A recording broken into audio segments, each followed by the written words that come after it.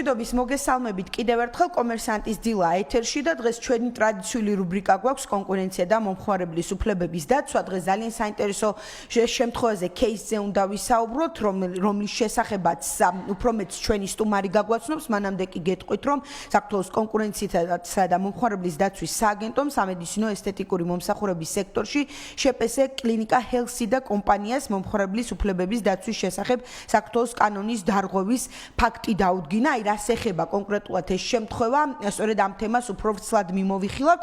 თამარ ჩანტლაძე გახლავთ ჩვენი სტუმარი კონკურენციისა და მომხმარებლის დაცვის სააგენტოს მომხმარებლის უფლებების დაცვის დეპარტამენტის წარმომადგენელი. მოგესალმებით პირველ რიგში, მადლობა მობრძანებისთვის. მოგესალმებით, მეც მადლობას გიხდით მოწვევისთვის და კონკრეტული საკითხით დაინტერესებისთვის. კი ბატონო, ძალიან საინტერესო ამბავია და მე მგონი ვფიქრობ ასეთი შემთხვევები შესაძლოა ჩვენს გვსმენია ან ჩვენს ახლობლებს ქონიათ შეხება ასეთ ფაქტებთან და ძალიან მნიშვნელოვანია ვიცოდეთ ზუსტად როგორ უნდა ვიმოქმედოთ, სად არის ჩვენი უფლებების დარღვევა და რა უნდა ჩავთვალოთ, ასე ვთქვათ, იძულებათ ან რაღაც კონკრეტულად, ასე ვთქვათ, ზემოქმედებათ ამ შემთხვევაში კლინიკის მხრიდან. მოდით მე ვახსენა ეს კლინიკასთან დაკავშირებული შემთხვევა და გითხარით რა შეეხება კონკრეტული кейსი და როგორ მოხდა ეს პროცესი მთლიანობაში, შესწავლის და რას უკავშირდება მომხმარებლის უფლებების დარღვევა ამ შემთხვევაში. კი ბატონო, მოგახსენებთ, როგორც თქვენ ახსენებთ, სააგენტომ მოვაჭრეს შეპესე კლინიკა ჰელსი და კომპანიას დაუდგინა უსამართლო კომერციული საქმიანობის ფაქტი, ანუ კანონის შესაბამისი მუხლების დარღვევა, რაც გულისხმობს იმას საქმის ფაქტობრივ გარემოებებზე, რომ ვისაუბროთ, საქმეში წარმოდგენილი გარემოებების თანახმად მოვაჭრეს მიმართა ორმა მომხმარებელმა, რომლებმაც მოითხოვეს კონკრეტული მომსახურების მიღება. ეს იყო კოსმეტოლოგიური მომსახურება. პირველი მომხმარებლის შემთხვევაში მან, როდესაც მიმართა კონკრეტული პროცედურის ჩატარების მოთხოვნით, კლინიკაში მისულმა აღმოაჩინა, რომ მოვაჭრე იყენებდა ვადაგასულ პროდუქციას.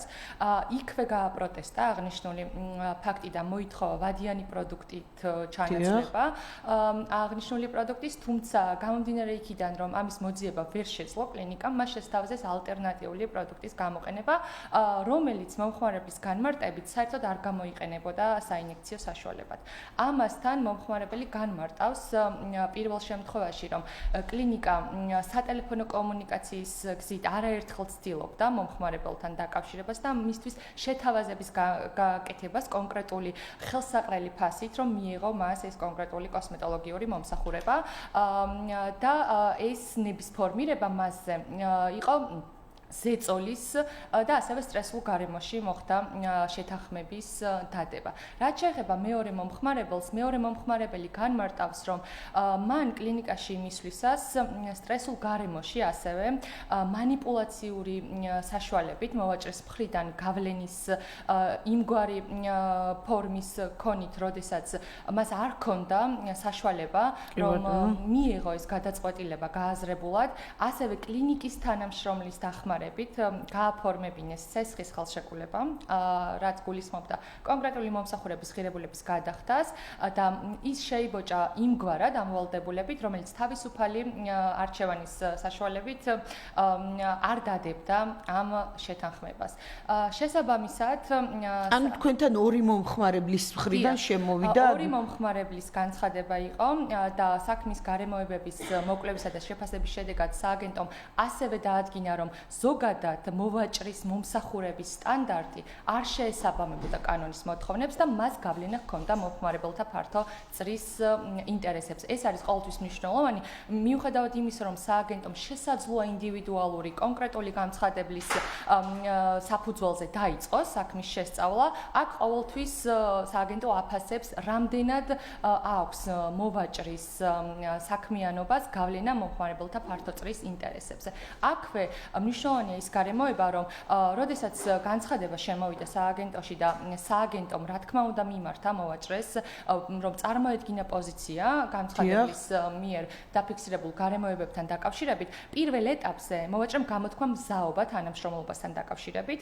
ეს გულისხმობს იმას, რომ მან იკისრებდა ვალდებულებას, რომ თავისი მომსახურების წესები და პირობები, სტანდარტი, რაც აქვს მომსახურების კომერციული საქმიანობის ფარგლებში, შეესაბამება მიუწამებინა კანონის მოთხოვნებთან დიახ. და ამის შესაბამისობის შემდგომ აღარ იარსებებდა კანონის დარღვევის სავარაუდო ფაქტი.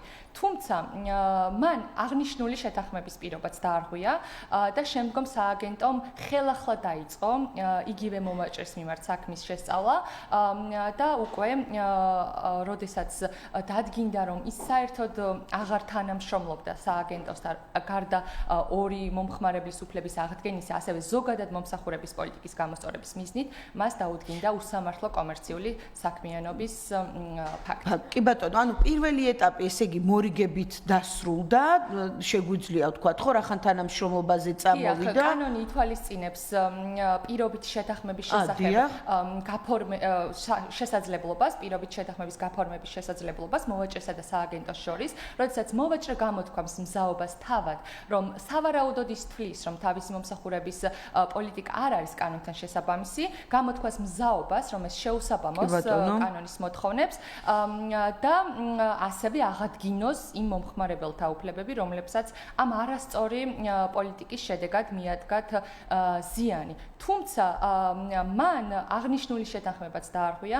ეს ნიშნავს იმას, რომ გარდა იმისა, რომ ის კონკრეტულ მომხმარებლებს ექცეოდა კანონის მოთხოვნათა დარღვევით, ან მათ კონკრეტულ უფლებებს არღვევდა, ასევე ივარაუდება, რომ ყველა იმ შემდგომ მომხმარებელს, რომლებიც მათ მიმართავდნენ მომსახურების მისაღებად, იგივენაირად დიახ კი ბატონო, თქვენ აი ამ შესწავლის პერიოდში თქვათ რა გამოვლინდა მანამდე დაახლოებით რა პერიოდი თუ ამ კლინიკის არსებობის განმავლობაში მუდმივად აი ესეთი პოლიტიკა და მიდგომა ჰქონდათ, იმიტომ რომ ჩვენც ახლა ხშირად და პირადადაც მიმიღია სატელეფონო შეთავაზება რა კონკრეტული კლინიკისგან მომსახურებასთან დაკავშირებით ერთი პერიოდის განმავლობაში ძალიან იყო გააქტიურებული ასეთი ტიპის შეთავაზებები, რომელზეც წერდნენ შემდეგ მოქალაქეები, რომ საბოლოო ჯამში აი ამ რაღაც იძულების წესით სასესხო ხელშეკრულებამდე მივდიოდით. აი ამ კონკრეტულ კლინიკას რამდენად დიდი ყავს ეს ბაზა მომხმარებლების?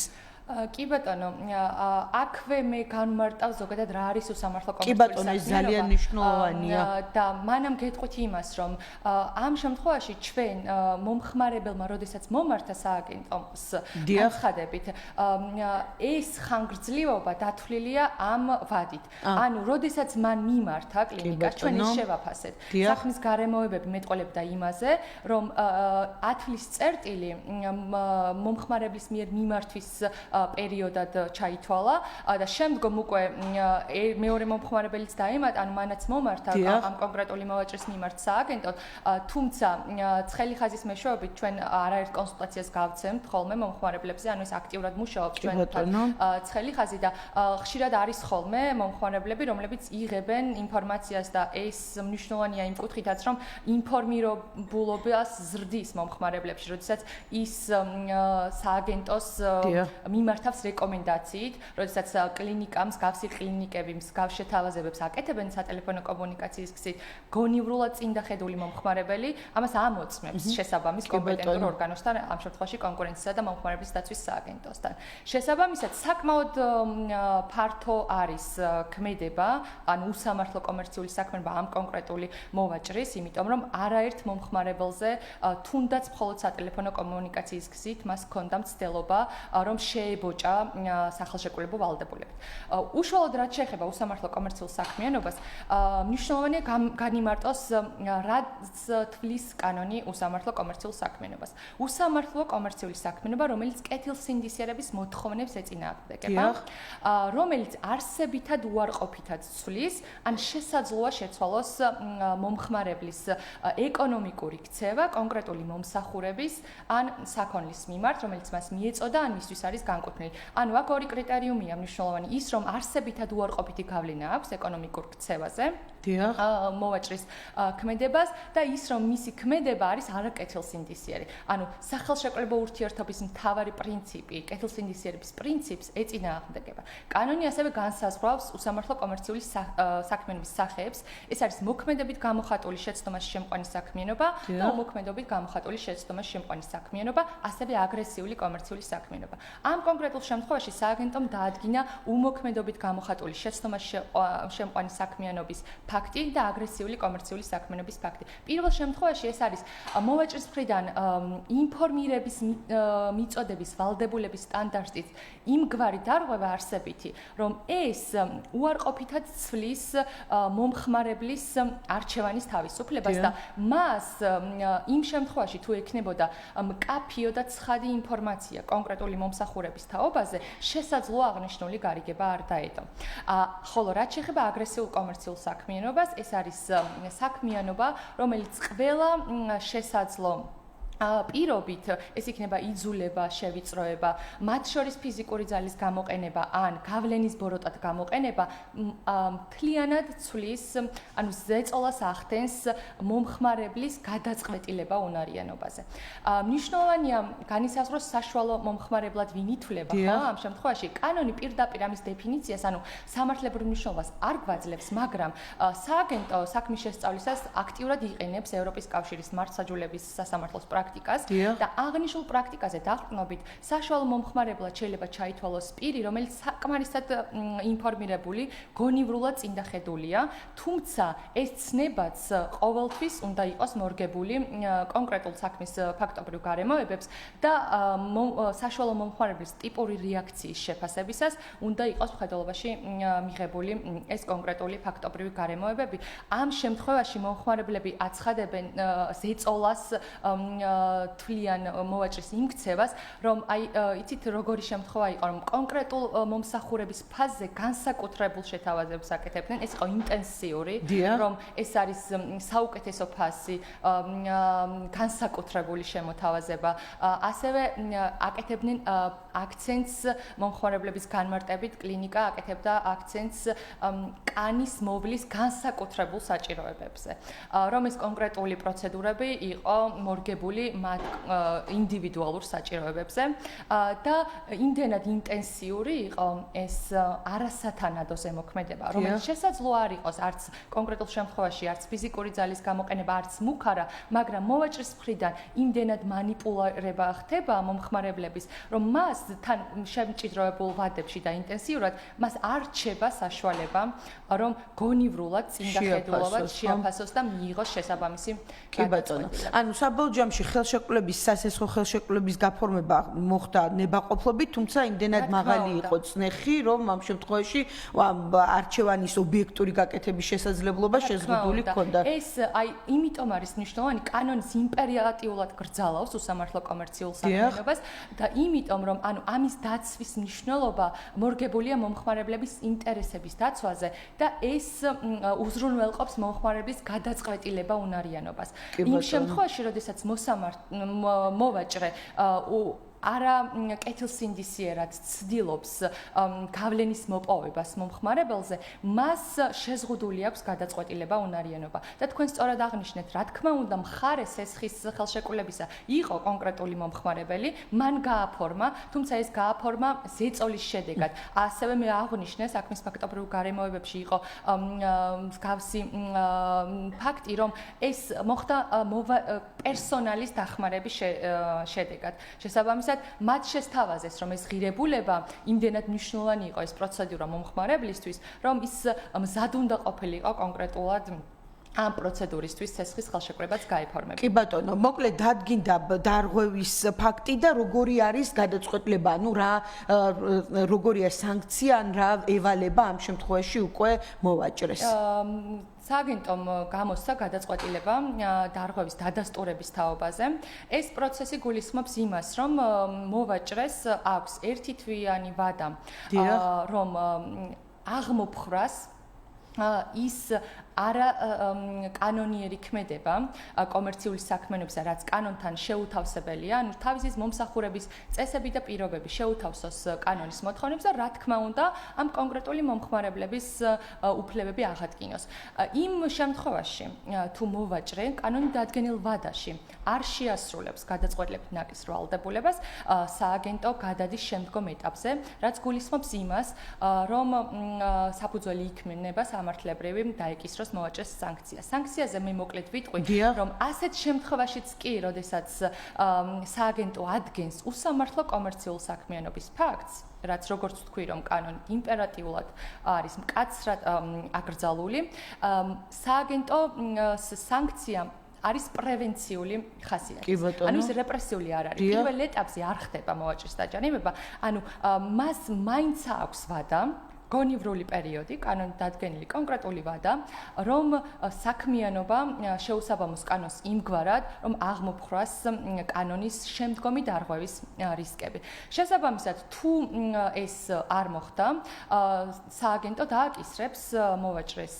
ჯარიმას, რაც არ უნდა აღემატებოდეს წინა ფინანსური წლის წლიური ბრუნვის 2%-ს. ამასთან აქვე ვიტყვი გასაჩივრების უფლებაზე, მოვაჭრეს, რა თქმა უნდა, აქვს უფლება, რომ კონკრეტული გადაწყვეტილება გაასაჩიროს, მიმართოს სასამართლოს, თუმცა აღსანიშნავი არის ის, რომ გასაჩივრება არ ართმევს სააგენტოს უფლებას, რომ მან გადადგას კანონით გათვალისწინებული შემდგომი ნაბიჯი, რაც გულისხმობს მოვაჭრის ხო, ანუ აღსრულების ნაწილი არ ჩერდება გასაჩივრება არ აჩერებს დაჯარიმებას. კი, აი თქვენ ახსენეთ, რომ მომხმარების უფლების აღდგენაც დაევალა, ეს რას გულისხმობს? ანუ იმ კონკრეტულ ორ მომხმარებლებს, დიახ, რა მოთხოვნებიც ჰქონდათ მოვაჭრესთან დაკავშირებით, ამ შემთხვევაში მომხმარებლებმა წარმოადგინეს სააგენტოში შეთანხმებები, რომლებიც ანუ ერთგვარად აღუთქვა მოვაჭრემ მათ პირად საუბრებში, რაც არამხოლოდ ზეპირი ფორმით მოხდა, ასევე წერილობითაც კი გაფორმდა შეთანხმება, რომ მოხდებოდა მათი უფლების აღდგენა, ის კონკრეტული ღირებულება, რაც გადაიხადა და მომსახურებაც არ მიუღიათ ამის უკან დაბრუნება, თუმცა მათთან დადებული შეთანხმებაც კი დაარღვია მოვაჭრემ. შესაბამისად, არამხოლოდ ზოგადად მომსახურების პოლიტიკის გამოსწორება დაევალა ამ კონკრეტულ შემთხვევაში მოვაჭრეს, არამედ იმ მომხმარებელთა უფლებების აღდგენა, რომელთაც მიადგა ციან. კი ბატონო, აქ იგულისხმება, რომ სასესხო ხელშეკრულების გადახედვა შეიძლება მოხდეს? ამ შემთხვევაში ამ კუთხით უშუალოდ სესხის ხელშეკრულების ნაწილზე სააგენტო ვერ იმსჯელებს, იმიტომ რომ უშუალოდ მსჯელობს მომხმარებელთა უფლებების დაცვის კუთხით, თუმცა ჩვენი გადაწყვეტილებაც კი იმ შემთხვევაში თუ კონკრეტული მომხმარებლები ჩათვლიან ამ კონკრეტული გზით იდავონ სასამართლოში, უკვე შეიძლება ჩაითვალოს მათთვის მტკიცებულებად, რომ ფაქტი დადგენილია შესაბამისი კომპეტენციის მქონე ორგანოს მხრიდან, რომ მოვაჭრე საქმიანობს კანონის მოთხოვნათა დარღვევით ბაზარს. კი ბატონო, და ბოლოს შეჯამების სახით, აი არასათანადო ზემოქმედებასთან დაკავშირებით, რამდენად ხშირია ასეთი შემთხვევები იმ განაცხადებიდან, რაც თქვენთან შემოდის, ბუნებრივია, რამდენად ხდებათ და ვაწყდებით ასეთ შემთხვევებს, როდესაც ხდება არასათანადო ზემოქმედება მომხმარებელზე მოვაჭრის მხრიდან. შემიძლია გითხრათ, რომ საკმაოდ ხშირია. როგორც წესი, ყველაზე მეტი მოთხოვნა, რა თქმა უნდა, სხვა სეგმენტს ეხება, ეს არის ძირითადად ნაკლიან პროდუქტთან დაკავშირებით მომართავენ მომხმარებლები მოვაჭრეების მიმართ და ეს ძირითადად ეხება ასევე დისტანციურ ურთიერთობებს, თუმცა მსგავსი უსამართლო კომერციული საქმიანობის შემთხვევებიც ვფიქრობ საკმაოდ ხშირია, ამას ჩვენი სტატისტიკაც ადასტურებს. ასევე შემიძლია აქვე გითხრათ ის, რომ როგორც წესი მომართავენ უსამართლო კომერციულ საქმიანობის ფაქტის შესწავლისთვის ესთეტიკური მედიცინის ცენტრების მიმართ. იმიტომ რომ ისინი თუნდაც სატელეფონო კომუნიკაციის გზით აგრესიულად ცდილობენ ამ შეთავაზებების განხორციელებას, ან ფართო მასას ეხება, მომხმარებელთა ფართო წრეს ეს შეთავაზებები და ჩვენ მქონდა მსგავსი შემთხვევა, როდესაც ის კონკრეტული მოვაჭრეც წარმოადგენდა ესთეტიკური მედიცინის ცენტრს, ისიც ზეწოლის მეშვეობით ცდილობდა მომხმარებლებზე გავლენის მოხდენას, იმ შემთხვევაშიც დარღვევა დადასტურდა და მოვაჭრე საბოლოოდ დაჯარიმდა დაახლოებით 900 ლარამდე ღირებულების ჯარიმით. კი ბატონო, დიდი მადლობა ამ უმწურავი ინფორმაციისთვის. მე მგონი ძალიან საინტერესო იქნება ჩვენი მოქალაქეებისთვის, ვისაც ახლა აქვს ურთიერთობა ან აი ასეთი ტიპის შეთავაზებას მიიღებს სატელეფონოდ, რომ გაითვალისწინონ ყველა დეტალი კონკრეტულ მოვაჭრესთან ურთიერთობის ნაწილში, ეს იქნება კლინიკა თუ სხვა ტიპის დაწესებულება. ეს იყო რუბრიკა კონკურენცია და მომხმარებლის უფლებების დაცვა. დღეს ჩვენი სტუმარი გახლდათ თამარ ჩანტლაძე, კონკურენციისა და მომხმარებლის დაცვის დაცვის სააგენტოს მომხმარებლის უფლებების დაცვის დეპარტამენტის წარმომადგენელი. ჩვენ რუბრიკის ფარგლებში ერთი კვირით მომავალ სამშაბათამდე გემშვიდობებით ნახვამდის.